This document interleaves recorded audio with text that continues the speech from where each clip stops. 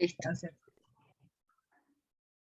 Ok, entonces quería antes de comenzar con esta clase preguntarles y darles algún chance para que comenten cualquier duda de la clase anterior, ¿no? No, yo no estuve. Yo me pongo al día este fin de semana con esa clase. ¿No la vistes? No, Todavía no no me la has dio visto. chance. Ayer fue, no, Ok. ayer fue que llegó y ya está. Bueno, ok. Bueno, Pero los nada. demás. Ok, si no tienen comentarios o dudas, entonces bueno, vamos a comenzar porque no es corta la clase que tenemos por delante. Fíjense que yo, bueno, les había puesto por el chat que íbamos a ver el capítulo 2 y 3 del libro de Ana Má García, que básicamente lo que es, bueno, está separado en dos capítulos, es la conversación que tienen Gottfried Bogen y Mitchell sobre el tema del giro icónico y el giro pictorial, ¿no? O, perdón, el giro pictorial, sí, el giro pictorial y el giro icónico, sí, correcto. Y de repente les dije, no, pero vamos a ver también el capítulo 2, perdón, el capítulo, el 1, el de las lógicas de la imagen. Si no tienen chance, concéntrense en ese. Bueno, y total es que yo misma terminé concentrada en el capítulo número 1, porque da cuenta un poco de esa conversación tan importante entre estos dos fundadores de la teoría visual y de la filosofía de la imagen, pero también lo hace como dentro de un ordenamiento cartográfico que para este curso ha sido especialmente importante, porque una de las cosas que yo quiero, o sea, viendo un poco el perfil de ustedes, porque bueno, es variado, hay gente que tiene una práctica artística y bueno, y lo que quiere es estar un poco más atenta a un cuerpo de teorías que fortalezcan la práctica artística y eso está muy bien, ¿no? Pero hay otras personas que están interesadas en la teoría, ¿no? O sea, están interesadas en hacerse, digamos, de esos contenidos para su propia práctica teórica, si eso es posible decirlo de esa manera, que yo creo que sí, ¿no? Entonces, en función de eso, estoy como tratando de estar muy atenta digamos, a esas diferentes tendencias, pero pensando especialmente en los que están interesados en este ordenamiento teórico. El tema de la cartografía es especialmente importante, porque eso lo que hace es como ubicarlo uno, ¿no? Y entonces luego uno, dependiendo de la propia inclinación que tenga hacia unos autores o hacia otro, pues ya sabe más o menos qué leer y más o menos hacia dónde ir, ¿no? Porque son tendencias que, siendo que tienen una relación con la filosofía, son tendencias son tendencias que repican o repiten los patrones que se dan en las tendencias filosóficas, ¿no? Hay básicamente dos tendencias que las vamos a ver cartografiadas perfectamente en esta clase de hoy, pero en filosofía hay dos grandes tendencias que son muy tradicionales, que uno puede encontrar desde Platón y Aristóteles hasta muy contemporáneas, que se pueden percibir incluso cuando uno va a los congresos de filosofía o cuando uno asiste por ahora pues a distancia a congresos de filosofía, que dependiendo de dónde se hagan, entonces tienen esto que les voy a decir, ¿no? Estas dos tendencias tienen que ver con lo que a lo mejor ustedes han oído mencionar como empirismo y racionalismo, ¿no? Las inclinaciones más hacia la experiencia fáctica, hacia la experiencia concreta, y las inclinaciones hacia la especulación, hacia la metafísica, etcétera, ¿no? Entonces eso está más o menos representado en el mundo ideal de Platón, ¿no? O sea, que representaría la parte, digamos, racionalista, aunque es un error llamar a Platón racionalista, ¿no? Pero está dentro de ese campo de que las ideas tienen un mayor peso que la realidad, porque bueno, finalmente es la mente, es la conciencia, es la razón, es la psique, los diversos nombres que ha recibido la interioridad humana a lo largo de los siglos, la que pone el esquema para poder ordenar la realidad de acuerdo a una cosa que se llama conocimiento, ¿no? O sea, porque bueno, la realidad es ciega, o sea, la realidad no, si sigue leyes como supone la modernidad, bueno, uno puede suponer que la realidad sigue leyes, ¿no? Y uno puede suponer que todo eso es la gran suposición de la modernidad, ¿no? Suponer que esas leyes, ese misterio de la naturaleza puede ser revelado por una razón que es conducida adecuadamente, etcétera, ¿no? Entonces, bueno, están esas dos tendencias y que, bueno, en la modernidad podrían estar representadas por los empiristas ingleses, ¿no? Y por Descartes como el gran racionalista, ¿no? Y Kant como el alemán que intentó hacer una síntesis entre lo empírico y lo racional, y bueno, y terminó siendo el mismo muy racionalista. Y luego entonces están los autores como Heidegger y como Hegel, ¿no? Que están todos dentro de esta tendencia que se supone es racionalista. Está Heidegger con su metafísica intramundana, ¿no? Es una metafísica particular porque se vuelca hacia la existencia, pero está dentro de lo que ya contemporáneamente se conoce como la filosofía continental y la filosofía anglosajona. ¿Ok? Entonces la filosofía continental, por supuesto, ¿por quién va a estar representada? Básicamente Francia y Alemania son los pesos pesados, ¿no? Pero ahí está, por supuesto, la filosofía que se haga en Italia, que se haga en España, ¿no? Tiene más esa tendencia que se conoce como filosofía continental, y luego entonces está la tradición anglosajona, que es la que se centra más en el tema de lo que se conoce como la filosofía analítica, y es la que está más pendiente de que la filosofía no tiene que estar buscando la verdad, sino más bien esclareciendo las cosas, ¿no? Y entonces allí pues tiene que operar dentro de un lenguaje que dé cuenta de lo importante que es el esclarecimiento, y está más pendiente de los hechos y de la correspondencia entre el lenguaje y los hechos, ¿no? Sin embargo, vimos cómo Wittgenstein pone en entredicho todo ese esquema mental pictórico, pero porque lo considera racionalista. O sea, Wittgenstein sigue esta corriente analítica anglosajona. El Tractatus Lógico Filosófico es una gran obra de la filosofía analítica, aunque él después cambia, ¿no? Y se habla del segundo Wittgenstein y lo llaman místico, o sea, pero lo llaman místico dentro de su terruño anglosajón, ¿no? Porque de místico que va a tener nada. Pero definitivamente, como se puso un poco más especulativo, pues era un místico, ¿no? El segundo Wittgenstein es un poco místico, dicen los filósofos analíticos, ¿no? Y dentro, o sea, fíjense, hay como coincidencias, hay un cierto paralelismo entre, por ejemplo, Nietzsche y Wittgenstein, ¿no? Pero son como puntos de contacto que luego entonces cada quien entra dentro del camino de su propia tradición. Todo esto tiene que ver, porque lo vamos a ver, o sea, todo esto tiene, digamos, pertinencia porque lo vamos a ver en esta clase, por medio de esta cartografía, una representación de esas dos tendencias, básicamente en estos dos personajes que son Mitchell y Gottfried Bohem, ¿no? Ustedes ya han visto suficiente de Mitchell, ¿no? Vieron, porque es uno de los pilares de toda de toda la teoría visual, ¿no? Y ya lo vieron en tres textos, es el autor que más vamos a ver, ¿no? A Gottfried Bohem no lo hemos visto y tampoco lo vamos a ver directamente. Apenas ahora estoy consiguiendo que me traigan de Ciudad de México el único texto que hay en español sobre él, que lo vamos a ver mencionado acá, porque lo acaban de publicar, lo acaban de volver a publicar en el 2020, lo habían publicado en el 2007, se había agotado, y ahora la UNAM lo vuelve a publicar en el 2020, y ha sido súper difícil conseguirlo por todo el tema de la pandemia, ¿no? Pero si ustedes siguen interesados, si no me llega antes de que termine el curso y ustedes siguen interesados, lo pongo a su disposición.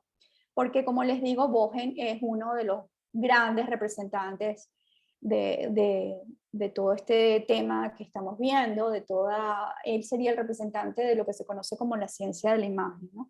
Entonces, volviendo al libro de Ana García Vara, nosotros vamos a centrarnos hoy en esa cartografía, vamos a verla con cuidado, les voy a explicar los puntos que considero que son importantes explicar o comentar, esta va a ser una clase bastante cartográfica, para entonces luego dedicarnos las clases que vienen, las últimas clases, a ver algo del panorama, de un panorama, digamos, que no hemos visto, que no es el anglosajón, o sea, nos vamos a dedicar un poco más a los autores continentales, aunque también vamos a ver a Martin Jay, pero Martin Jay es una excepción dentro de los autores de la corriente anglosajona, tiene una tendencia bastante continental, ¿no? Bueno, no sé si les queda un poco claro la manera en que se acomodan las piezas en este rompecabezas, pero si no, pues me dicen cualquier cosa. Entonces, ni siquiera es que, o sea, lo que vamos a ver hoy es como un punto de zoom, ¿no? De adentrarnos un poco más en esta línea de tiempo que les hice un poco para atajar las inquietudes del curso pasado.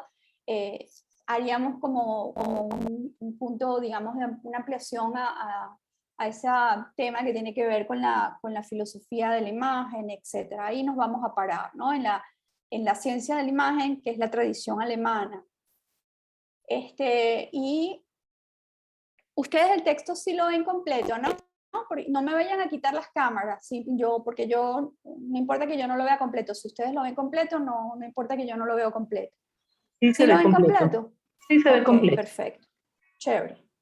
Bueno, entonces, en ese capítulo, en el de las lógicas de la imagen, que es donde ella va a ordenar, esta filósofa, va a ordenar a todas estas corrientes que tienen unos 20 años, que ya pues nosotros hemos visto bastante de ello, va a ser como un ordenamiento para luego entonces aterrizar en estas, o sea, en organizar cómo, digamos, se insertan las corrientes filosóficas, cómo es la confluencia de las corrientes filosóficas con todas estas otras disciplinas de las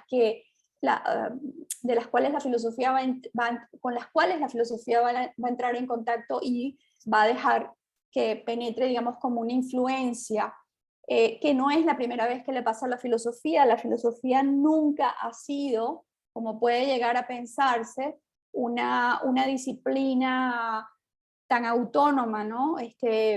Siempre se ha nutrido de los problemas y de la visión de mundo del momento. Entonces, está viendo ahora los problemas de la imagen como en un momento vio los problemas del lenguaje y se nutrió muchísimo de disciplinas como la filología, como la lingüística, como la gramática, ¿no? Entonces, pues, no es la primera vez que pasa esto. Pero entonces ella lo que hace es eso, ¿no? O sea, dar cuenta cómo hay este contacto, esta confluencia y cómo esa confluencia entonces determina un ordenamiento que es bastante complejo, que es bastante difuso y que a la final es lo que nos puede dar a nosotros herramientas para afrontar o confrontar o enfrentar, como quieran, el tema de la imagen de manera adecuada. Porque también hay un agotamiento de todas las herramientas de carácter lingüístico que pues se habían intentado hasta ese momento, como por ejemplo la semiología, aunque uno de estos autores se cargue un poco de las categorías semiológicas, se ha entendido que la semiología es una disciplina especialmente para el signo lingüístico y que las imágenes no dan cuenta, no tienen los rasgos ni siquiera parecidos a los del lenguaje, ¿no? Entonces, comprender la imagen o trabajar con la imagen implica entonces tratar de dominar todo este mundo complejo, ¿no? O sea, cuáles son las herramientas que finalmente les ha dado el curso para entender un poco más la imagen. Pues yo creo que es simplemente el compendio de textos que han leído y que tienen que continuar leyendo, y que eso poco a poco pues va a ir, digamos, asentando capas y capas que les va a dar una serie como de herramientas que creo yo les van pues a hacer más próximas las imágenes, ¿no? Pero ciertamente no hay una cosa como tan práctica como la semiología, no funciona, ¿no? Entonces, el primer punto que tengo allí anotado es como ideas, imágenes, o sea, serían como las grandes premisas que tiene, digamos, con las cuales se está pensando la imagen para hacerla propia hacia una indagación filosófica. Los problemas filosóficos son particulares, o los enfoques filosóficos que tienen un problema son particulares. La filosofía no enfrenta ningún problema de manera instrumental, ¿no? Para la filosofía los problemas son valiosísimos, son mucho más importantes los problemas que las respuestas, ¿no? Pero los problemas filosóficos se elaboran, ¿no? Entonces, para aproximar la imagen, el campo de la indagación filosófica, hay que tener unas ciertas consideraciones, y eso es lo que presenta Ana García al comienzo de este capítulo, ¿no? Dice, el que se aproxime desde la filosofía de la imagen tiene necesariamente que aceptar que las ideas y las imágenes son el material de lo filosófico desde el comienzo de la historia. O sea, tiene que pensarlo como importantísimo las dos cosas, ¿no? Aunque no sea, o sea, ustedes le dicen es un filósofo, el filósofo no va a considerar eso así, va a decir, no, las ideas son más importantes que las imágenes, ¿cómo se te ocurre equipararlas, no? Porque bueno, realmente, sinceramente, el material de la filosofía son las ideas. Pero para voltear filosóficamente hacia las imágenes no se puede seguir con esa supeditación, porque la supeditación es lo que ha operado. O sea, si las ideas y las imágenes han sido siempre el material filosófico, ha sido siempre un material filosófico, ha estado supeditado, ¿no? Y bueno, aquí enseguida lo dice, se privilegió las ideas, pero desde hace unas décadas el llamado giro icónico dentro de la tradición alemana y el giro pictorial dentro de la tradición anglosajona ha cambiado ese orden jerárquico, ¿no? No se puede tener un orden jerárquico frente a las imágenes si se está pensando que las imágenes son un problema filosófico digno de ser indagado, como lo fue el lenguaje, ¿no? En un momento dado, que puede que haya filosofía, o sea, puede que haya tematización del lenguaje desde la antigüedad, pero el lenguaje se vuelve un problema en el siglo XIX, y de eso les quiero hablar un poco, ¿no? Porque una cosa es que algo sea un tema para la filosofía y otra cosa es que sea un problema, ¿no? Luego dice, las imágenes siempre han estado, bueno, ok, un poco lo que veníamos diciendo, pero aquí yo les hago la pregunta, ¿no? Bueno, se las hago yo o no las podemos hacer todos juntos. ¿Qué ha cambiado, no? Las imágenes siempre han estado en las consideraciones de los filósofos, y entonces, ¿qué es lo que ha cambiado, no? Y eso es un punto importantísimo. Lo que ha cambiado es que solo recientemente las imágenes han pasado a ser un problema, ¿ok? Hay un paralelismo que yo no sé si sirva, porque de repente sí les sirve, ¿no? Que yo suelo hacer cuando estoy tratando con un tema novedoso para la filosofía, que es la comparación con la antropología filosófica, con la pregunta acerca de qué es el hombre, ¿no? No sé si ustedes lo saben, pero la pregunta ¿qué es el hombre? Es una pregunta muy reciente.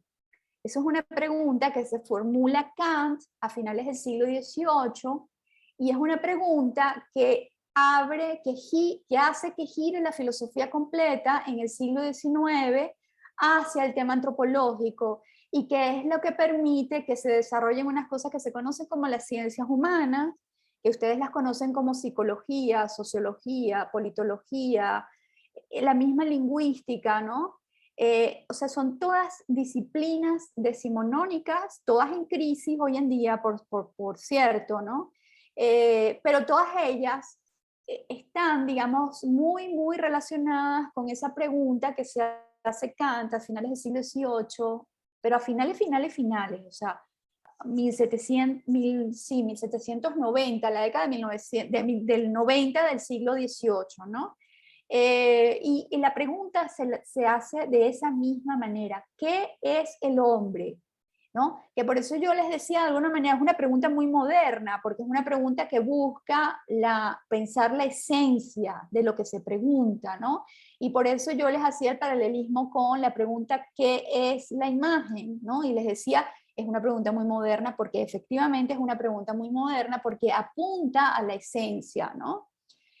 En ese momento el hombre se convierte en un problema, como dice García Vaca, y lo dijo desde Caracas, Venezuela, para la antropología mundial.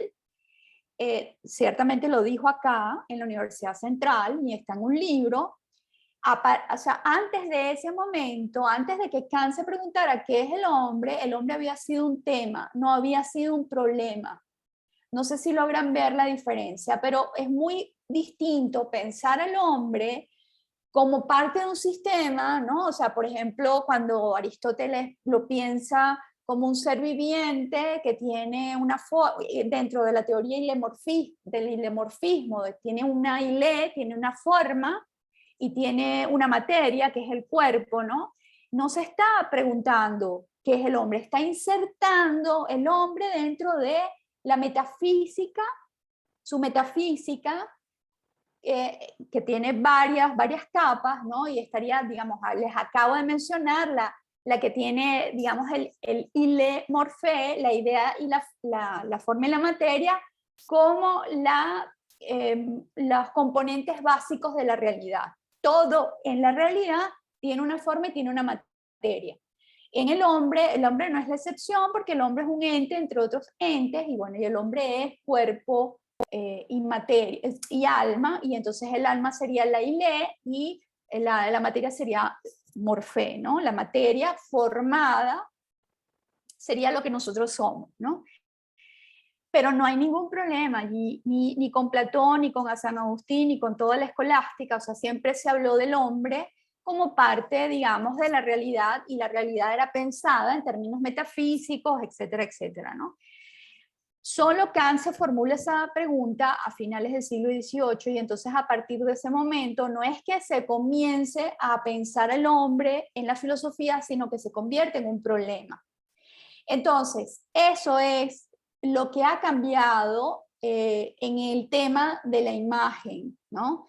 O sea, hay un paralelismo entre la manera en que aparece el hombre como problema y la manera como aparece la imagen como problema. Es decir, la imagen siempre había estado presente en la filosofía, siempre se había dicho cosas además terribles sobre la imagen, ¿no? O buenas o importantes o lo que sea, pero la imagen nunca se había presentado para la filosofía como un problema, ¿ok?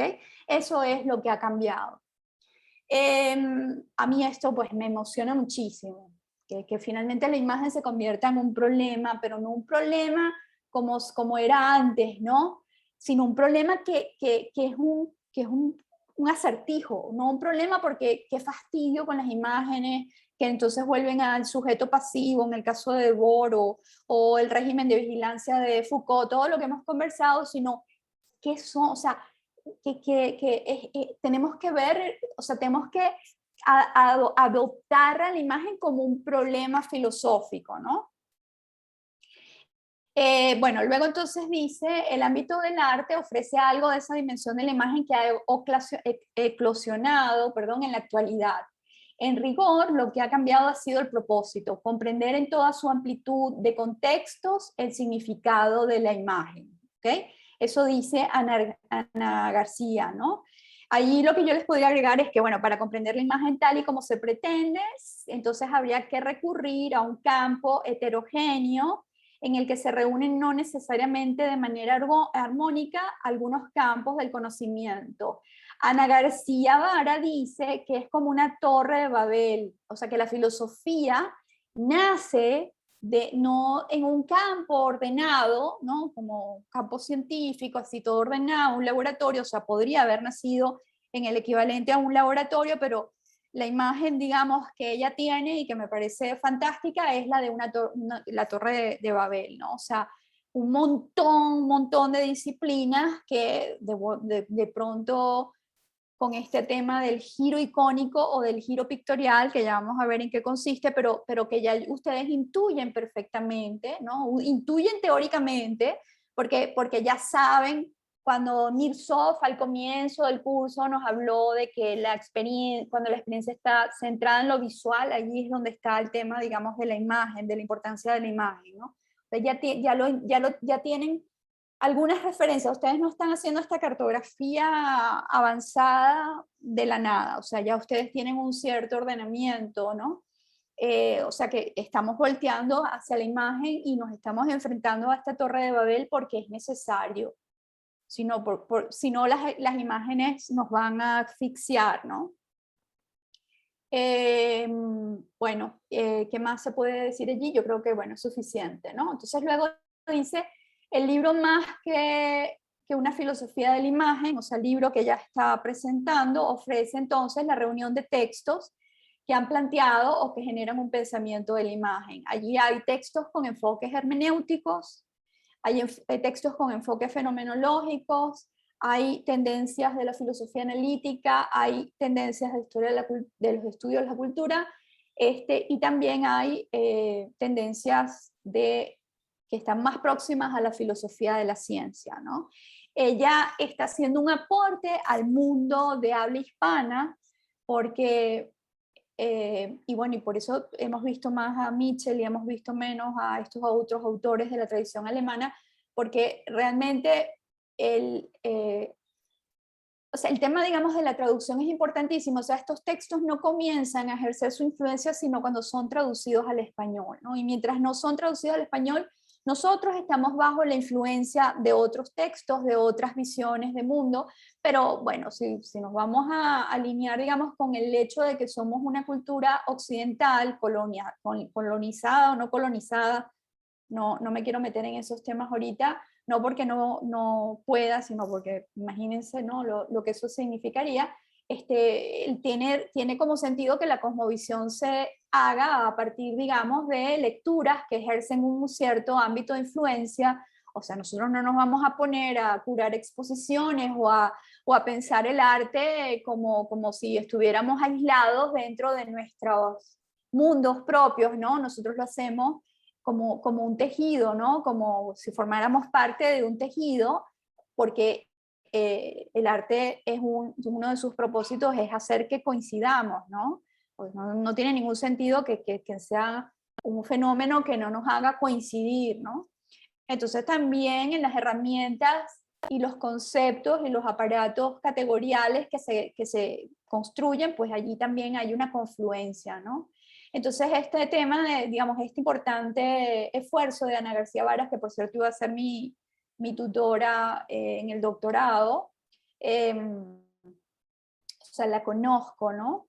Es bueno por eso, porque y se ve, digamos, en la forma en que ella elabora este libro, se ve esa inquietud, esa cierta angustia, porque en el mundo hispanoparlante tengamos acceso y no demasiado especializado, o sea, no que no, 2 o 3 personas que hablan perfectamente alemán, etcétera, sean los que dominen ese mundo categorial tan rico, ¿no? Que ha surgido en la tradición alemana, que no es una tradición que se pueda despreciar, porque si lo ven desde la estética, es una tradición que tiene mucho peso a nivel estético, ¿no? Entonces, es importantísimo el tema de las traducciones. Entonces, ella lo que hace es como un compendio de textos que a ella le parecen que son como los más fundamentales. Y dentro de esos, los que tienen más acceso, o los que habían tenido más acceso, eran los del mundo anglosajón, los del mundo de habla inglesa. Yo misma conocía estos textos antes de conocerlo en español, los conocía ya en inglés, pero mi dominio del alemán es bastante precario. Entonces, para mí es muy importante que los autores de la tradición alemana, algunos los he percibido en inglés, porque sí se traducen más o menos rápido en el inglés, pero ella está perfectamente ubicada en ese panorama en que sabe, digamos, que la tradición alemana está más alejada de nosotros, ¿no? Entonces tiene mucho sentido ese convenio.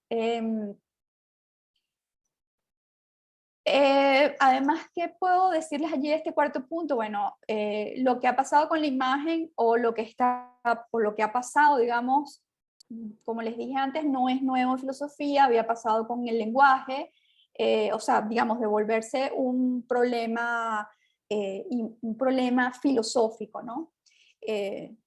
Pero el otro tema que tiene que ver, digamos, con el giro pictorial y el giro icónico también es muy importante. O sea, si ustedes lo ven como categorías, giro pictorial, giro icónico, no tiene ningún misterio, ¿cierto?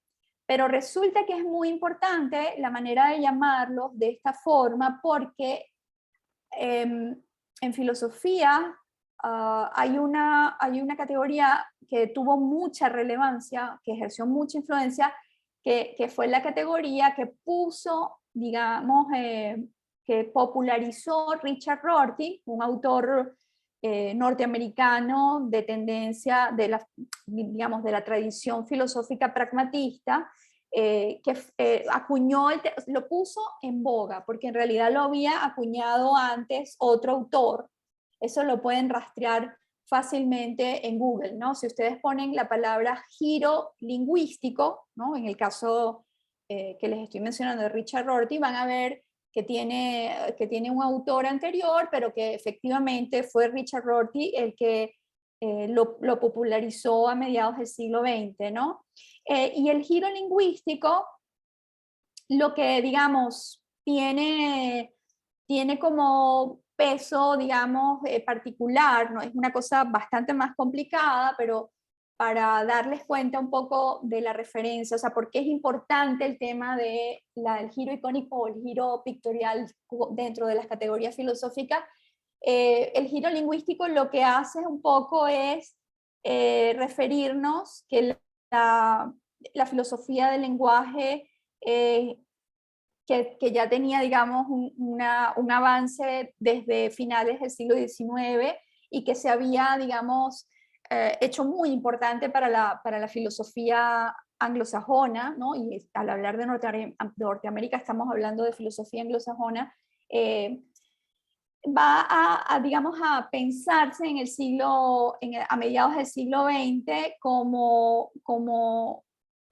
o sea, como central desde el punto de vista del análisis de lo que se conoce como el lenguaje ordinario. O sea, la filosofía con el giro lingüístico lo que quiere hacer ver es que es importante comenzar a indagar filosóficamente el lenguaje en términos, digamos, del uso del lenguaje cotidiano, o sea, examinar el lenguaje cotidiano como un problema como central para la filosofía, ¿no? Y junto, digamos, o sea, Richard Rorty saca este texto, ¿no? El texto que acuña el término, lo saca a finales de la década de 1960, entonces habría que pensar ustedes como personas que están interesadas en el arte, todo lo que es el arte conceptual en la década de 1970 y la relación que puede tener eso con este giro que se tiene hacia, les estoy diciendo el lenguaje ordinario, pero también la lingüística, ¿no? O sea, todo lo que se piensa en relación al lenguaje como el hecho fundamental de la construcción del mundo, ¿ok? Ese es el giro lingüístico. Ahora, eso tiene un equivalente ahora, o sea, cuando estos autores, cuando Mitchell y Gottfried Bohen hablan del giro pictorial y del giro icónico, están queriendo hacer un equivalente a lo que hizo Rorty con el giro lingüístico a finales de la década de 1960. ¿Ven por qué es importante el tema de la cartografía? Porque si ustedes se ponen a leer los textos, no tienen ningún misterio, son textos sencillos, se pueden entender. Pero como dice Isabel, ¿no? Lo de la atención a las palabras, ¿no? Es importantísimo saber de dónde proviene el propósito de llamar a voltear hacia la imagen en términos teóricos, en términos filosóficos, y voltear hacia eso como problema, llamarlo a ese giro, a ese, digamos, sí, a esa atención, como llamarlo giro icónico o giro pictorial. ¿ok? No es solamente importante por el énfasis que hace de las imágenes, sino también porque está intentando decir es el equivalente a lo que a finales de 1960 Rorty quiso hacer ver en relación al lenguaje. ¿Ok?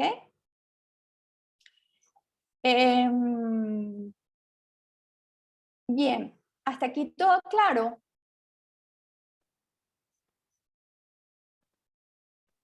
Bien, hay que digerir un poco, profe.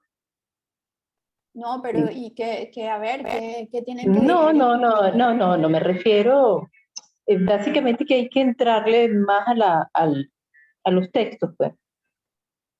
No es que sea difícil per se, pero sí hay que entrarle un poco más a los textos.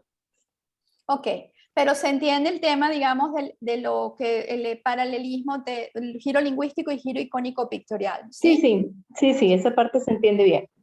Okay. Profe, Dígame. cuando usted habló de la Torre de Babel, me recordó ahorita que estaba hablando con mi esposo, le decía que estaba atacada porque los textos son densos. La que va a hacer pregunta soy yo. Entonces, le comenté, esto parece que yo estuviera entrando a varios manicomios y que cada loco tiene su manicomio particular. O sea, cada uno está hablando de su locura en su área, o sea, y son como muchas sutilezas ¿Tú te refieres a los filósofos entre uno y otro, o a donde las coinciden o a las como profesoras? sí. No, bueno, nada personal. No, porque bueno, en este caso a los textos. los filósofos lo que tienen son juegos de lenguaje, Tere. Sí, de hecho, Sí, perdón. No, bueno, lo que pasa es que también la idea de la Torre de Babel está perfecta aquí porque generalmente uno entiende la Torre de Babel como idiomas, como lenguas, y resulta que cuando tú te metes en un campo específico, efectivamente tienes que aprender a hablar esa lengua. Va desde la jerga, va desde los conocimientos previos que tienes que tener, la práctica que debes haber tenido, para tú poder realmente entrar en un proceso de diálogo con otras personas, incluso dentro de esa misma materia, ¿me explico? Entonces, sí, tú no puedes hablar de filosofía si tú no tienes un bagaje relativamente fuerte para más o menos defenderte. ¿Ven? Pero además Lo que pasa es que, los filósofos continentales que son los filósofos que ustedes están viendo, porque conociendo a Sandra y conociendo a Leonora, ustedes están viendo, bueno, de hecho vi un poco de la Benjamin, Barthes, o sea, son filósofos continentales, y los filósofos continentales tienen una relación más metafísica con el lenguaje. Los anglosajones detestan la filosofía continental por eso, porque con lo que llama Teresa manicomio es mundo propio, ¿no? Y es un mundo propio formado por el lenguaje, ¿ok? Pero eso tiene todo el sentido del mundo, tiene todo el sentido del mundo. O sea, yo recuerdo cuando yo batí el ser y tiempo, lo batí contra la mesa, dije, esto es imposible. O cuando batí, dígame Derrida, la primera vez que agarré de la gramatología de Derrida, dije, este señor oscuro no está diciendo absolutamente nada y es mi autor de cabecera hoy en día, ¿no? ¿Por qué? Porque cuando tú te logras entrar dentro de ese juego de lenguaje, lo que te abre ese juego de lenguaje frente a la realidad es un mundo completo. O sea, no es verdad que sean oscuros porque no tengan más nada que hacer. Lo que pasa es que están plenamente conscientes de que el mundo humano está hecho a partir del lenguaje. Y tú llegas a ciertos sectores de la realidad solo por medio de un lenguaje particular, que por supuesto lo elaboran ellos, porque es como que nosotros nos sentemos a escribir, nosotros vamos a escribir de una manera dada y eso va a ser nuestra visión particular de lo que del fenómeno al que nos estemos refiriendo. ¿Ok? Pero sí, ciertamente, mundo, manicomio, como Torre de Babel, como ustedes lo quieran llamar, aquí todavía es más complejo porque estamos considerando a las dos corrientes. Nosotros no, fíjense, Mitchell proviene de la tradición inglesa, es anglosajón, y lo que aporta Mitchell es impresionante, ¿no? Y ahora nos vamos a asomar un poquito a la tradición alemana, sobre todo con la teoría del acto icónico. O sea, Bredekamp es uno de los representantes de la tradición alemana, es decir, de la ciencia de la imagen. Pero nosotros hasta ahora realmente no nos hemos adentrado hacia esa otra corriente. Entonces es Babel porque son todos los lenguajes posibles dentro de la filosofía. ¿Ok? Bueno, el quinto punto, todos los textos reunidos en este libro remiten a lo siguiente, un planteamiento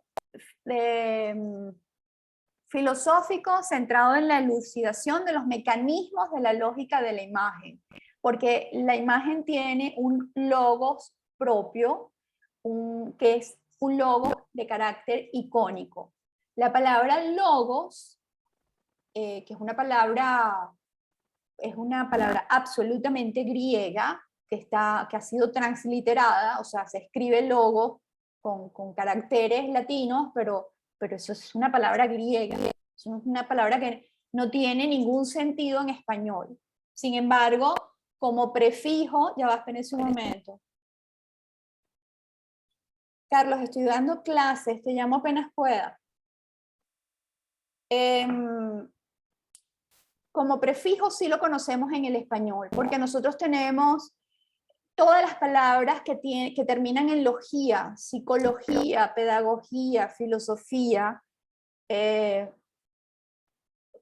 los que terminan, antropología, arqueología, ¿no? Bien, tienen incluido el prefijo, como parte de la palabra, el prefijo logos, ¿no? Pero logos significa palabra, también significa verbo, pero puede ser también diálogo y puede ser también discurso. Entonces, claro, ustedes pueden a veces encontrar que se habla de la lógica de la imagen, ¿no? Pero cuando se habla de la lógica de la imagen, no se está hablando de la lógica como disciplina que se elabora, digamos, con palabras, ¿no? Sino del logos de la imagen, es decir, de lo que tiene como estructura propia, como estructura discursiva propia la imagen. Entonces, esto es uno de los convencimientos de un principio fundamental que tiene la filosofía de la imagen, considerar la imagen entonces no solamente como problema, como ya les había comentado, sino también como un fenómeno que tiene un logos propio, que no puede ser equiparado con ningún otro logos y tampoco con el logos de la palabra. Por más que hablemos sobre imágenes, porque ahí está esta cosa un poco ingenua de quien nos rebate o intenta rebatirnos diciendo, pero estás hablando de las imágenes, o sea, estás auxiliándote en el lenguaje hablado para poder conocer las imágenes. Entonces, dependes del lenguaje. No. O sea, eso sería tanto como decir que yo conozco la realidad porque hablo de ella. No, no necesariamente voy a conocer un fenómeno como, por ejemplo, el arte solamente por hablar de arte. Obviamente, para meterlo dentro de nuestro mundo, nosotros hablamos de ese sector de la realidad, pero conocer ese sector de la realidad implica adentrarnos en esa realidad también. ¿De acuerdo? Entonces, el que haga filosofía de la imagen tiene que reconocer que la imagen tiene un logos propio, ¿ok? Eso es lo que quiere decir lógica de la imagen. Un logos propio y es un logo de carácter icónico, por llamarlo de alguna manera, ¿ok? Bien. Luego habla de la tradición anglosajona, que proviene de la filosofía analítica y que tiene a Mitchell como uno de los mayores exponentes, eso ya se los mencioné, y también de la tradición alemana, la Bildwissenschaft, que tendrá más exposición en su libro por lo que les había comentado, porque ella está un poco más angustiada por la ausencia, digamos, de los textos alemanes en el español, y uno de sus mayores representantes es Gottfried Bohen. Ustedes tienen allí no solamente el diálogo entre Mitchell y Bohen, sino también tienen un texto, uno o dos textos en el libro, pero como les digo, su texto más famoso, que es cómo producen sentido las imágenes, un poco se llama, un poco más o menos así, más adelante vamos a ver el título exacto, apenas me los van a traer durante este mes de México, porque afortunadamente lo editó la UNAM. Ok. Ahora se me cerró el iPad.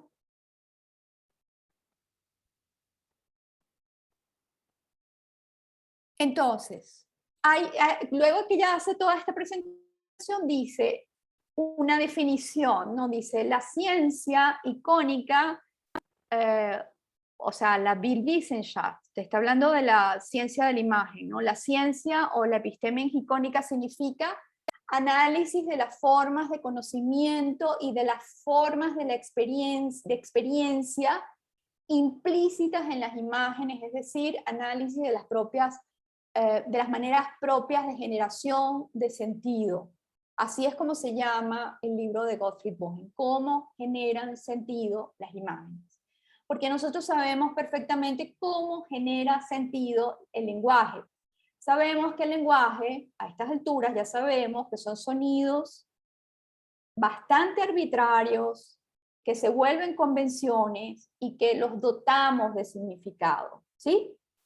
Eso es lo que nosotros sabemos del lenguaje. Y nosotros entonces convenimos en que las palabras tienen un sentido, un significado, mientras mayor hay una proporción entre la calidad de vida que tiene un país y la manera en que cuida este sentido común de las palabras, ¿no?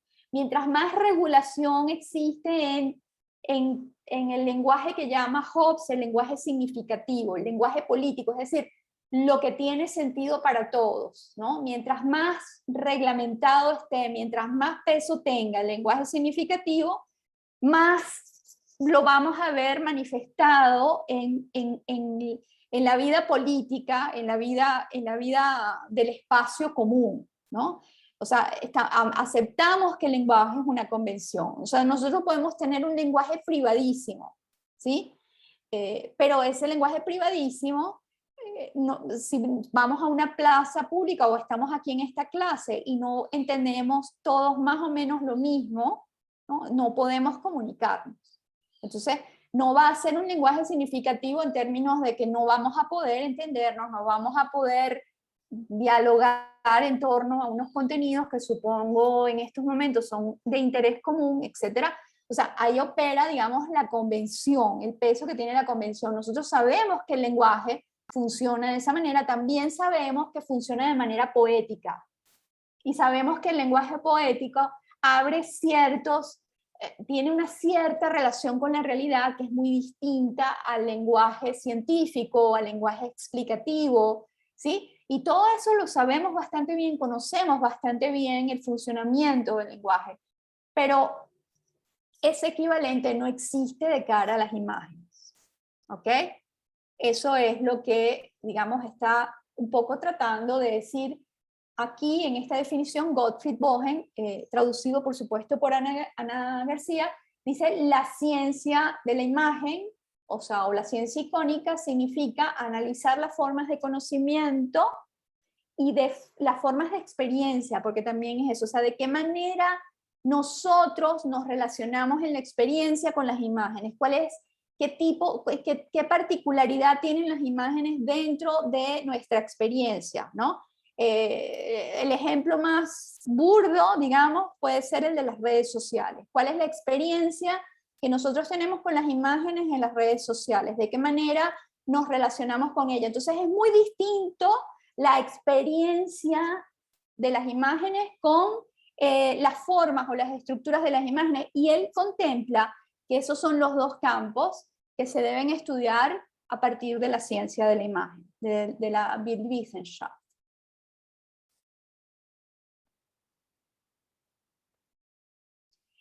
Luego dice, en este capítulo serán dos cosas. El estudio actual de la imagen, que digo yo entre paréntesis, quizás ya no es tan actual, la tradición anglosajona y la continental. El rol y los objetivos de la filosofía de las imágenes, en el cual se mostrarán básicamente tres concepciones, ¿no? Y planteamiento de tres núcleos de cuestiones que reclaman la atención. Ese es simplemente el ordenamiento que ella hace. O sea, recuérdense que está tratando de ordenar de cara al mundo hispano un montón de cosas que están sucediendo en ese mismo momento en un montón de sitios en el mundo, ¿ok? Es una manera arbitraria de ordenar lo que está sucediendo.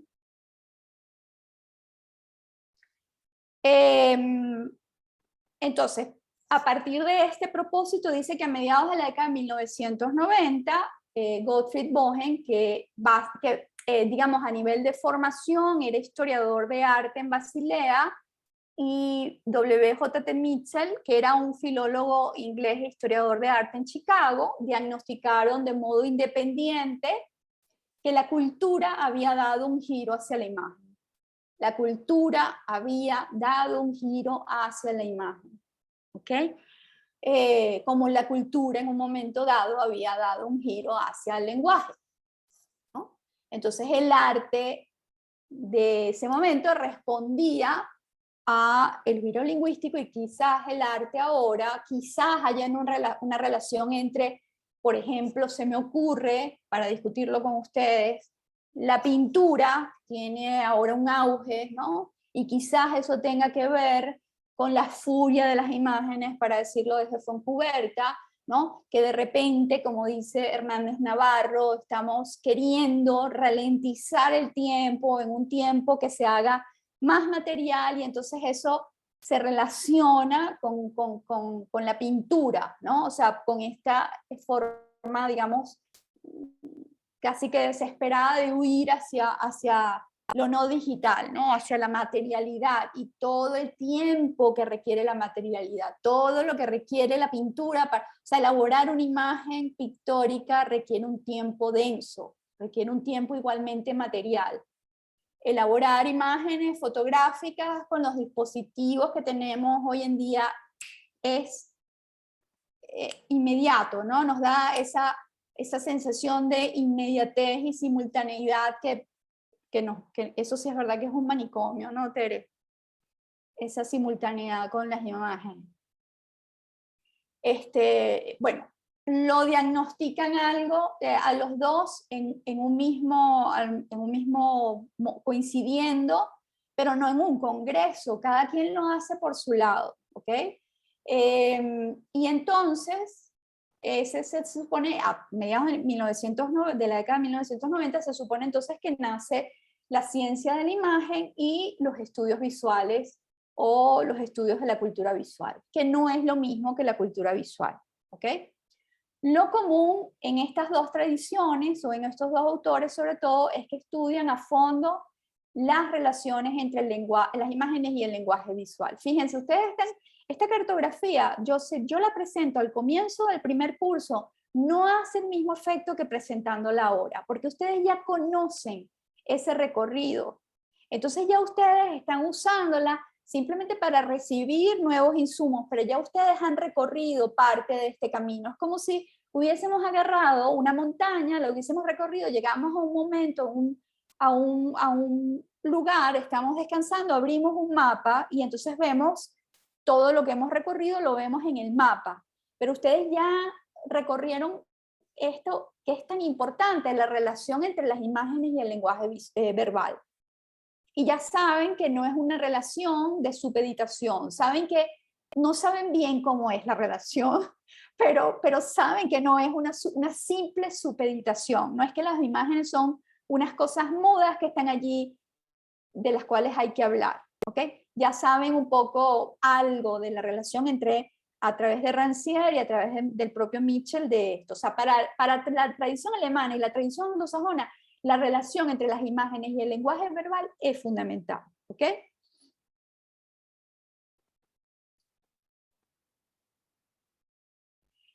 Los dos, o sea, Mitchell y Bohen, además tienen como referencia a la hora de declarar el giro icónico pictorial al giro lingüístico de Richard Rorty, que ya se los expliqué, entre comillas, para indicar el cambio de perspectiva que estaba sufriendo la cultura contemporánea. No se trata de un nuevo objeto de estudio, sino de un cambio de perspectiva.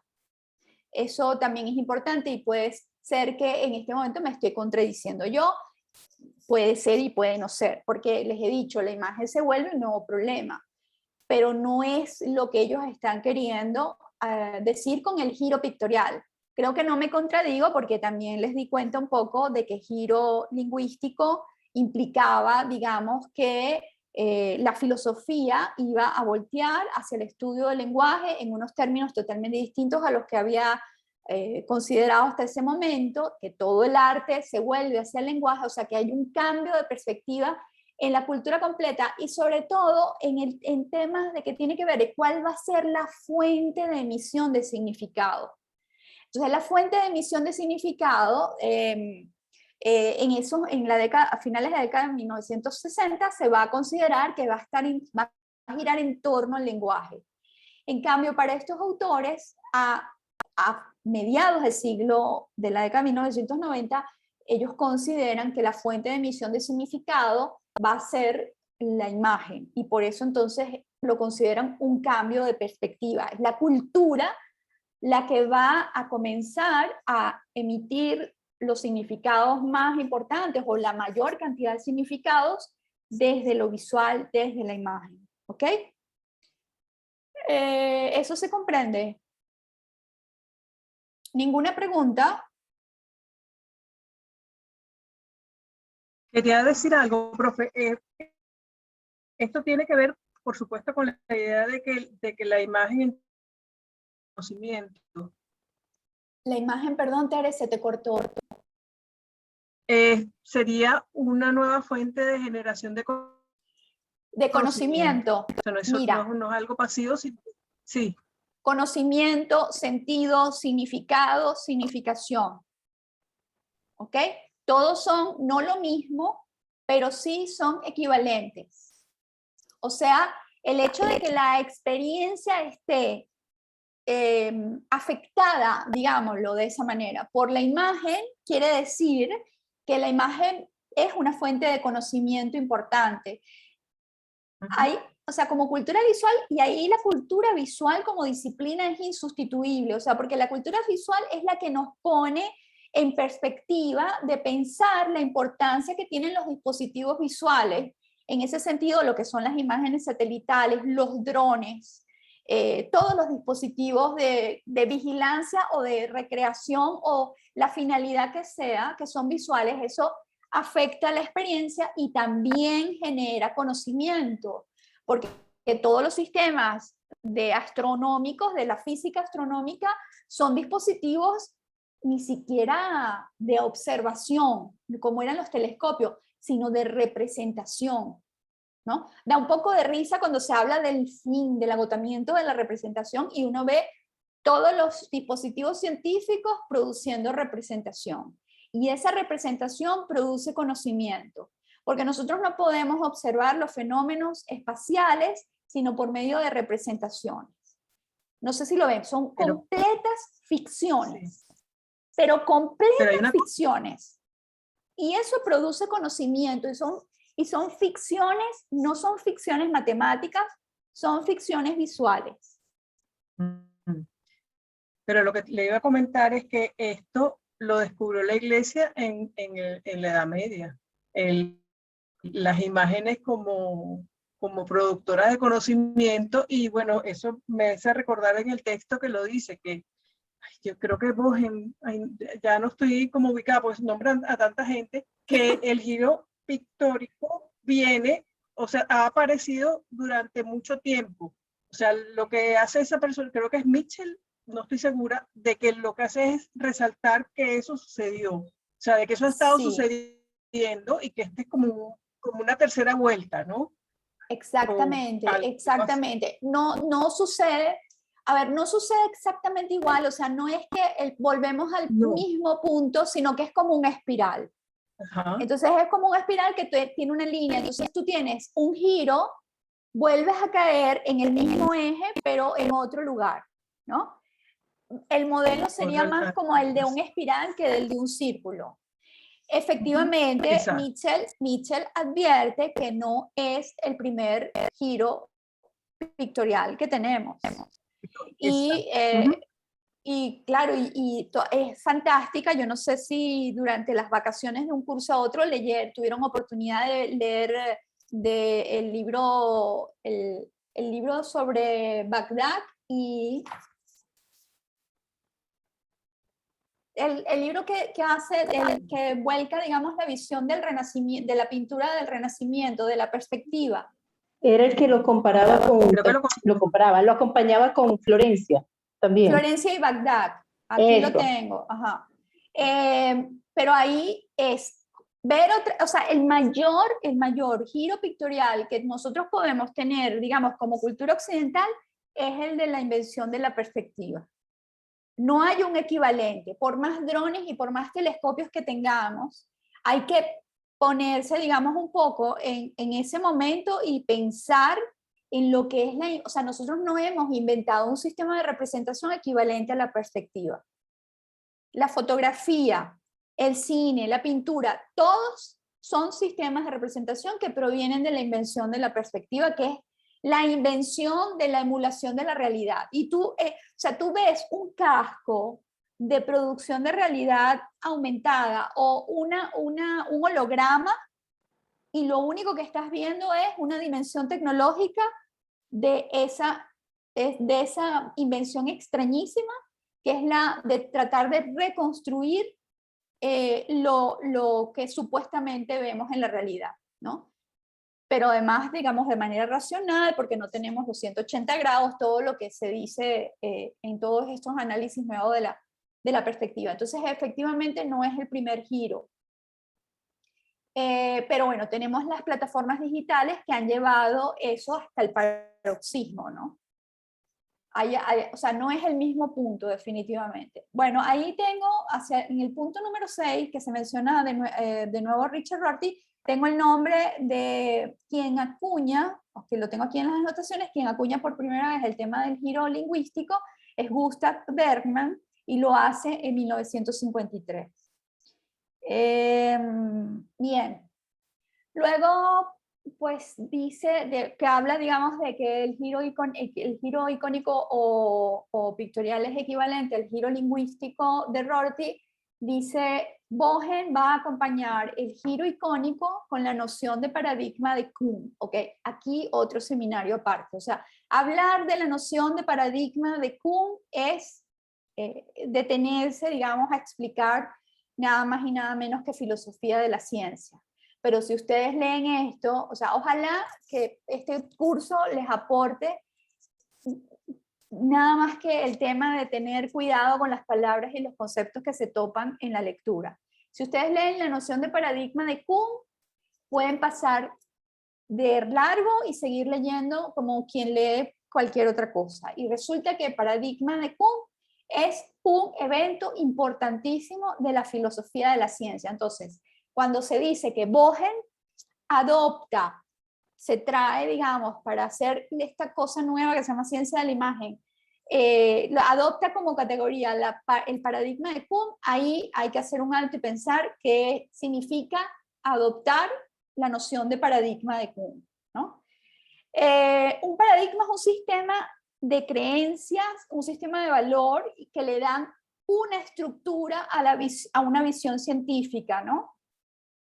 Esta noción de paradigma es fundamental, nosotros lo usamos mucho en el lenguaje cotidiano, ¿no? Cambio de paradigma, hay que cambiar el paradigma, pero con esto lo que hizo fue explicar una cosa que en realidad debería ser un gran misterio para todo el mundo, para la cultura en general, que es por qué las verdades científicas cambian, siendo que son verdades. O sea, no se lo han preguntado nunca, ¿por qué las leyes científicas cambian? No es muy extraño. Y hoy en día uno las piensa como metáfora y dice, no, bueno, no es tan extraño porque son metáforas, no son conceptos. Nietzsche nos había advertido en 1870 y algo de que el lenguaje no puede producir conceptos, el lenguaje solo produce metáfora, por lo tanto la ciencia solo está trabajando con metáforas sobre la realidad. Y si el cáncer pasó de ser una célula que se reproduce de manera alocada a ser un virus, o sea, ahora está siendo descrito como un problema del sistema inmunológico y está siendo tratado como un problema del sistema inmunológico, ¿no? Eso es un cambio de metáfora. Kuhn preferiría hablar de cambio de paradigma.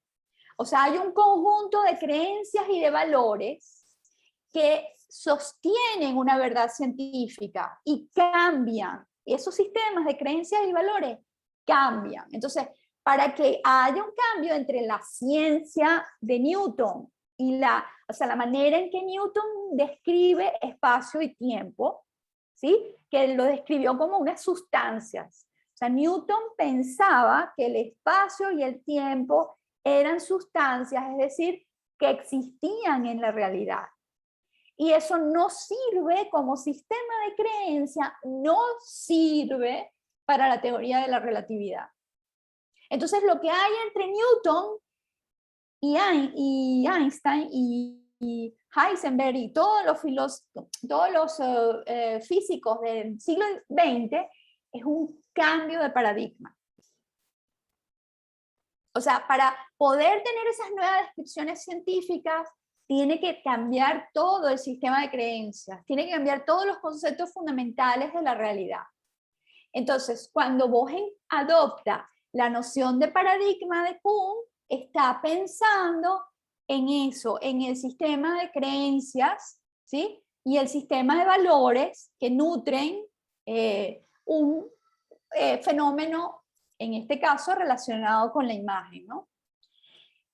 Para Bohem, para él, las imágenes no solo han proliferado, sino que marcan una transformación en el estudio de la cultura, ¿ok? Por ello es indispensable estudiar los mecanismos bajo los cuales operan las imágenes. Luego dice Mitchell, también reconoce que hay una transformación de los estudios culturales como un cambio de paradigma dentro de las disciplinas académicas, pero lo combina con la noción de tropo o figura de conocimiento bajo la influencia de Foucault. Un nuevo repertorio de imágenes tecnológicas y sociales junto al cambio de paradigma académico marcan para él el giro pictórico. El estudio de la imagen debe contemplar estos aspectos. A mí lo que me gustaría destacarles en este octavo punto, o lo que yo he marcado como punto 8, simplemente para que ustedes tengan un ordenamiento de todo lo que dice ese texto, es que Mitchell no cae en la trampa de considerar este cambio como algo completamente novedoso, sino que considera que este giro hacia la imagen se ha dado en otras ocasiones, lo acabábamos de mencionar, en la historia de la cultura. Entonces, él tiene, digamos, esa consideración especial. O sea, de todos estos autores, el que más tiene una sensibilidad hacia tener esa perspectiva, ¿no? O sea, a que no caigamos en la trampa de que esto sea el primer giro pictórico o visual, es justamente Mitchell. Y eso pues lo incluye dentro de los fundamentos de lo que él va a llamar el giro pictorial, ¿no?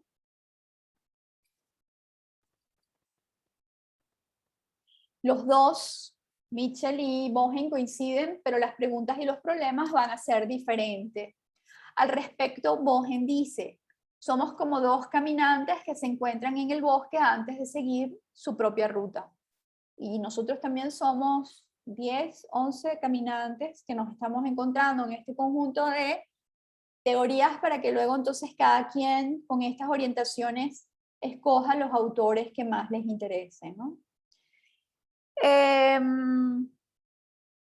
Los estudios visuales y la ciencia de la imagen, esto ya leí el punto 10, ¿verdad?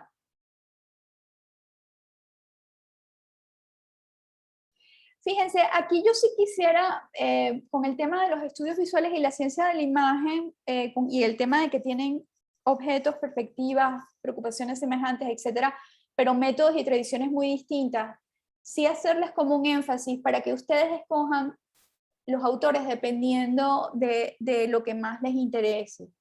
Definitivamente, si a ustedes lo que les interesa es la carga política y social de las representaciones visuales, váyanse por la tradición anglosajona. Aunque Mitchell no sea, pero fíjense lo que es ver esta cartografía ya casi que finalizando los dos cursos, que todavía me acuerdo de la impresión que les ocasionó aquella charla de Sandra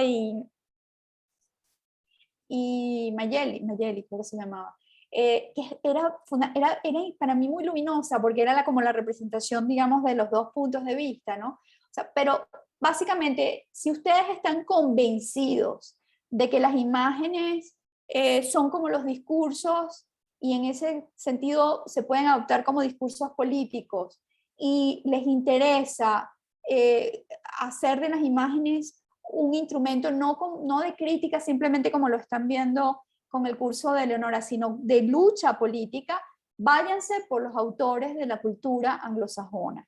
Aunque Mitchell sea el más comedido, en ese sentido el más complejo, el que más relación tiene con la filosofía, es un representante de esa corriente, no es el más político, no es el más activista, pero es también parte de esa corriente. ¿Okay? Si en cambio lo que les interesa es pensar radicalmente, conocer a fondo todo lo que implica la imagen como sistema de emisión de significado y de sentido, o sea, si les interesa pensarlas, no dentro de un esquema político, sociopolítico, sino pensarlas como problema y pensarlas en términos universales, es decir, que aquello que piensen sea válido independientemente si es blanco, negro, lesbiana, homosexual, o sea, sin que tenga como centro de emisión, de enunciado, una persona, o sea, que no esté encarnado como discurso político. Si eso es lo que a ustedes les interesa, váyanse por la corriente de la tradición alemana. ¿Sí? Entendido. Profe, a mí Dime, me llamó mucho la atención, no sé cómo se pronuncia, Waldenfels o Waldenfels en la página 44. ¿Ese estaría inscrito en qué? absolutamente en la tradición alemana. Ok. Me pareció muy interesante, incluso hay un texto aquí que no entendí mucho y quería comentárselo, pero quizás al final. Sí, es que, fíjense, todo es un tema de, yo siempre siento que estoy sacrificando un montón de cosas, ¿no? Lo que menos esquematicé para esta clase fueron los contenidos que Ana García trata como de enunciar de cada uno de los autores, porque son contenidos sumamente complejos, que lo que ameritarían es que tuviésemos los textos correspondientes. En el caso de la tradición alemana estamos bastante precarios en ese sentido, ¿no? Entonces, bueno, por eso no, pero Waldenfels, por supuesto, nosotros sí vamos a ver algo de eso pero tenemos el libro, ¿ok? Bredekam junto con Bogen y Hans Belting, que también vamos a ver, o sea, nosotros en realidad vamos a ver a dos representantes de la tradición de la ciencia de la imagen, los vamos a ver y los vamos a ver con el texto por delante, ¿ok? Entonces sí, no es que no los vayamos a ver, pero sí está un poco más precario el tema de los textos en español en el caso de la tradición alemana.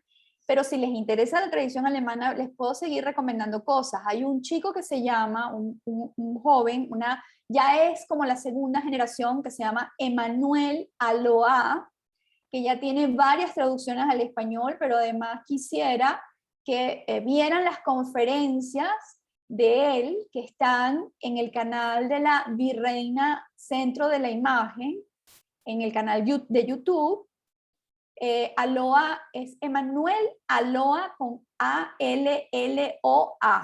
Eso es un nombre creo que francés. Él trabaja en Alemania, pero tiene un excelente manejo del francés y entonces hace conferencias en francés.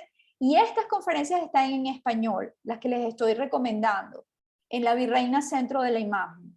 Esas conferencias, les recomiendo que esperen un poco a verlas para cuando les introduzca algo de lo que es la antropología de la imagen, que es, el autor fundamental es Hans Belting, ¿ok? Pero sus conferencias están totalmente articuladas con Hans Belting. O sea, él es un filósofo ya totalmente educado dentro de la ciencia de la imagen. Ok, entonces eso les queda claro, o sea, dependiendo de lo que quiera cada quien, ya saben qué autores seguir, ¿ok? Los estudios visuales privilegian, por supuesto, la crítica ideológica de la representación, ¿no? ¿Qué hay detrás de las imágenes a nivel social, político y cultural? O sea, son los autores de la sospecha, ¿ok? La ciencia de la imagen no conecta la visualidad con las instituciones, con los discursos y con los cuerpos. O sea, no conecta, perdón, visualidad, instituciones, discurso y cuerpos con la ideología, sino con el orden de lo visible. Es un criticismo de la imagen más que una ideología, es una indagación, es como un laboratorio, ¿ok? O sea, los autores que siguen los estudios visuales o la cultura visual son autores preocupados digamos, por lo que las imágenes, por lo que están detrás de las imágenes, por lo que se hace con las imágenes, ¿ok? Y estos, pues lo que tienen es un buen laboratorio. Entonces el giro icónico o el giro pictorial puede ser definido de la siguiente manera, es Moxie quien lo hace, ¿no? Los estudios visuales en el Reino Unido y en Estados Unidos han tendido a estar dominados por un paradigma interpretativo según el cual la imagen es a menudo concebida como una representación, una construcción visual que traiciona la agenda de su productor, ¿no? Bueno, esto es tomar la imagen como algo tremendamente sospechoso, o sea, no la imagen en sí mismo, ¿no? Sino todo lo que hay en torno a ella.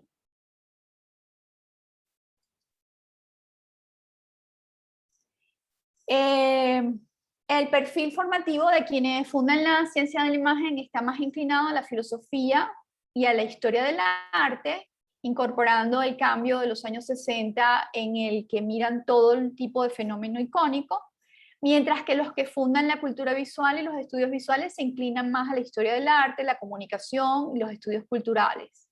Pero ambos caminos estudian las imágenes de manera transversal, sin restarle diferenciación a sus procedencias. O sea, tanto la ciencia de la imagen como los estudios visuales no van a ocuparse únicamente del arte, se han dado cuenta que es indispensable estudiar la imagen de manera transversal, entonces no es que van a hacer lo mismo, pero el estudio de la imagen es importante tanto en el arte como en los medios digitales, como en la fotografía, como en la publicidad, como en cualquier ámbito, ¿no? Sin embargo, las ciencias de la imagen tienen consideraciones metodológicas que conectan disciplinas como la psicología, la neurobiología, las ciencias cognitivas, la teoría de los medios, las matemáticas, la lógica, la retórica de los medios, etc. Aunque no tengan este peso sociopolítico que ya le conocemos a la cultura visual y a los estudios visuales.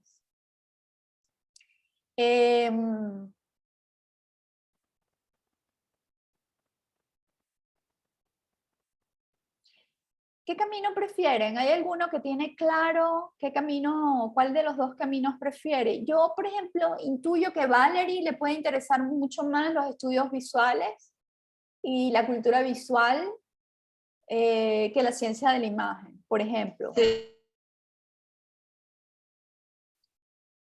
¿Alguien más? definitivamente. Sí, tú estás súper clara. ¿Alguien más tiene su inclinación? A mí me resulta llamativo lo de la ciencia de la imagen, pero hasta ahora no es lo que menos hemos visto, me parece. Entonces, digamos, sí, me parece muy interesante como la crítica de la visualidad en sí misma, más que la crítica ideológica, que la he trabajado en otros contextos, pero que en este momento me interesa menos. Pero cuando sigamos adelante, pues viendo los Sí, autores propiamente de la ciencia de la imagen, pues ya veremos qué puedo encontrar allí. claro. Sí, sí. Em, Muy bien, sí, creo que a ti te interesa más la parte teórica más que la parte política, ¿no? Así es. A mí me interesa, por supuesto, más la parte teórica, pero también me interesa mucho la atención, porque el tema, digamos, de la carga ideológica de las imágenes eh, es como equivalente a la carga ideológica que puede producir el lenguaje, ¿no? O sea, eh, creo que nos muestra aspectos propiamente de la imagen que sí, que no conoceríamos si no tuviésemos esa énfasis, digamos, político, o sea, el hecho, digamos, de todo lo que es el sistema de representación, o sea, ver, por ejemplo, el arte como un sistema de representación de una cultura en particular, ¿no? Eurocéntrica, la manera, o sea, como construcción de la mirada, me parece que nos aporta un grado de conciencia que no teníamos antes y que no podríamos tener sino gracias a todos estos aportes que, como ustedes saben, provienen de los estudios culturales, ¿no? Lo que sí me causa mucha sospecha a mí de todas estas inclinaciones ideológicas es justamente esa procedencia. Los estudios culturales, ya es bueno que lo sepan, ¿no? Los estudios culturales tienen una procedencia, o sea, está todo el tema de la denuncia al colonialismo, ¿no? Que es que por supuesto se hace mucho más enfático con el tema de la representación visual, ¿no? El hombre negro, el esclavo, el indio, cómo es fotografiado, cómo es representado como más cerca de un animal que de un ser humano, o sea, todo eso, ¿no? Que es completamente cierto y que es producto, por supuesto, del colonialismo, ¿no? Pero hay que tener muy claro que los estudios culturales, que son el núcleo de donde provienen los estudios visuales y la cultura visual, surgen en un momento en que Inglaterra se siente derrotada a nivel de influencia cultural, en un momento de la posguerra, ¿no?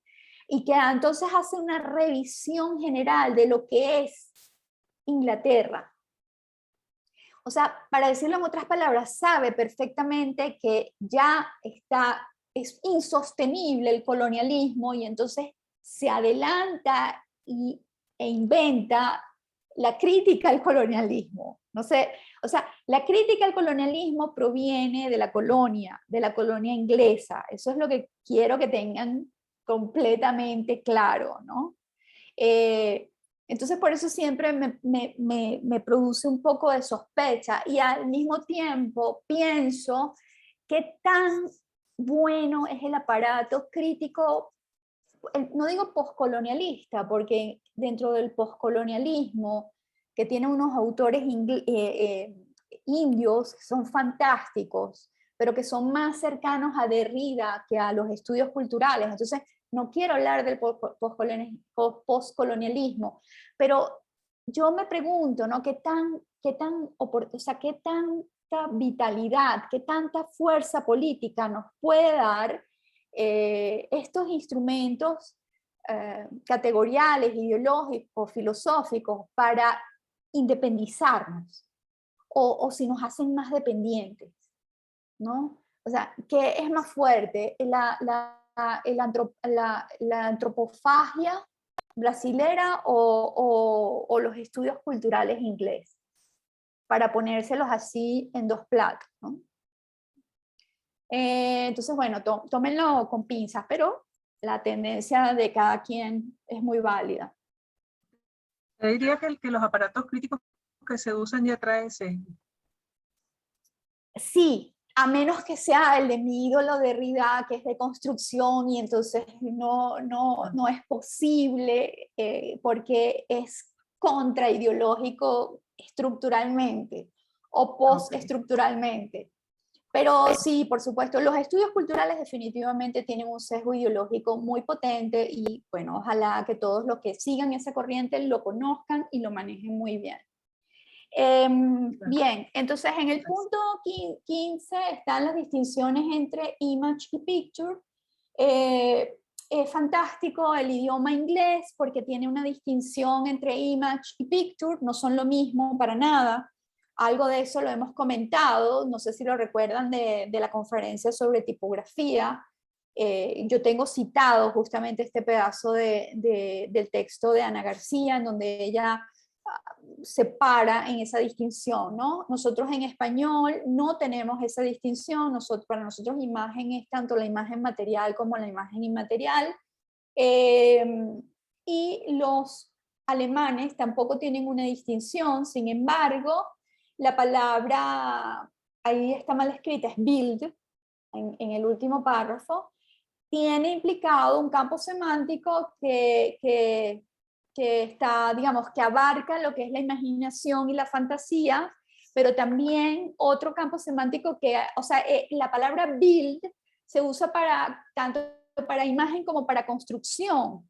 Entonces, tiene esos dos campos, son imantados a la hora de, digamos, de hablar de la Bildwissenschaft, ¿no? De la ciencia de la imagen, están implicados como tradiciones semánticas filosóficas de la propia filosofía alemana con autores como Kant, Schiller, Hegel y Heidegger, ¿no? Entonces, bueno, eso es simplemente una acotación allí importantísima en relación a el carácter etimológico, la carga semántica de las palabras, que bueno, como estamos hablando de la tradición alemana y la tradición inglesa, pues entonces nos ocupamos de la etimología de los dos, de los alemanes y de los ingleses, ¿no? Luego entonces hay una definición de Sack-Hombach, que es parte de la tradición alemana, y una definición de imágenes. Aquí es esta parte del libro es donde ella comienza a tratar de explicar los textos que están siendo traducidos en el libro, y es la parte que yo, bueno, ya se termina la hora, pero es la parte que a mí menos me interesa que veamos, porque es una irresponsabilidad ver esquemáticamente esos textos. O sea, nosotros estamos viendo esquemáticamente el ordenamiento de las disciplinas, pero esquemáticamente no podemos ver esos textos si no los leemos antes, ¿no? Pero bueno, es la parte que, digamos, voy a pasar más rápidamente. La definición de Sack-Hombach sobre imágenes. Las imágenes son una serie de fenómenos que guardan entre sí ciertos parecidos, no parecidos que además no tienen que ser consistentes, es decir, que una imagen onírica puede parecerse a un cuadro de una forma distinta como dicho cuadro se parece a una fotografía. Y yo que había dicho que no me iba a poner a hacer relaciones con las imágenes, aquí que traigo la imagen de Joseph Kosuth, que me pareció ideal para contradecir a Sack-Hombach, ¿no? O para acompañarlo, dependiendo de cómo lo veamos, ¿no? O sea, el concepto de silla con una silla real y con la fotografía de una silla. Yo siempre digo que falta la pintura, porque la pintura no es equivalente a la imagen fotográfica, pero bueno, sirve un poco para pensar en eso, o sea, la imagen como la imagen onírica puede parecerse a un cuadro de una forma distinta como dicho cuadro se parece a una fotografía. No sé si les parece bien esta relación con la obra de Kosuth, ¿no? Bueno, déjenme ver un poco, yo creo que, pues sí, faltarían unas pocas láminas, pero como les digo, ya viene la parte en donde se dan, digamos, definiciones. Aquí hay una cosa importante, vamos a ver este último punto y los dejo. Fíjense, la otra equivalencia entre Mitchell y Gombrich, de Gottfried, perdón, interesante.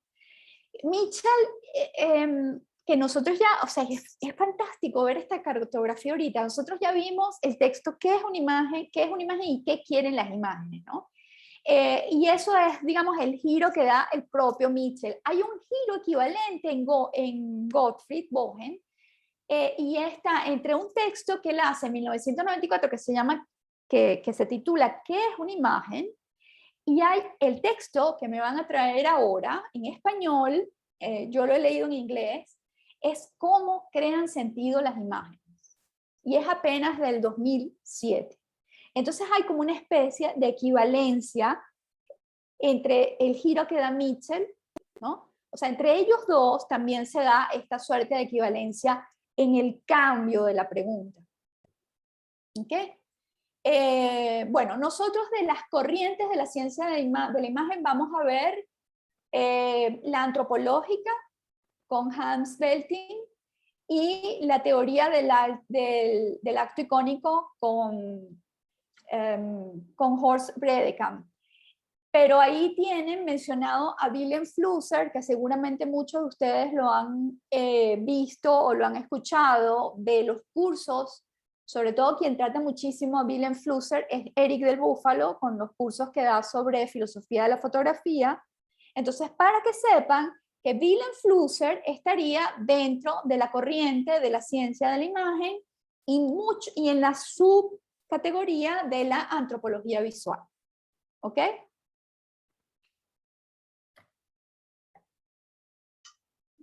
Ok. Bueno, mis estimados. Bueno, querida. Estuvo muy buena la Buenísimo, clase. Sí. Bueno, fue esquemática, pero lo considero importante. No, es importante, es importante. Estuvo muy clara y estuvo bastante divertido ver como la bifurcación contigo. Esta bifurcación del estudio de la imagen. Sí, bueno, Valerie, ya sabes, ¿no? O sea, Ya sé, ya sabes a qué corriente perteneces, a qué tradición, de dónde vienes, quién es tu papá, tu mamá, tu abuelo y tu abuela. el árbol genealógico completo. Sí. Con heráldica y todo. Entonces Buenísimo. creo que vamos a ver si Teresa, nuestra ratona de biblioteca preferida, nos consigue el texto de la semana próxima, pero si no, yo se los digitalizo, ¿ok? Yo me comunico contigo, Tere.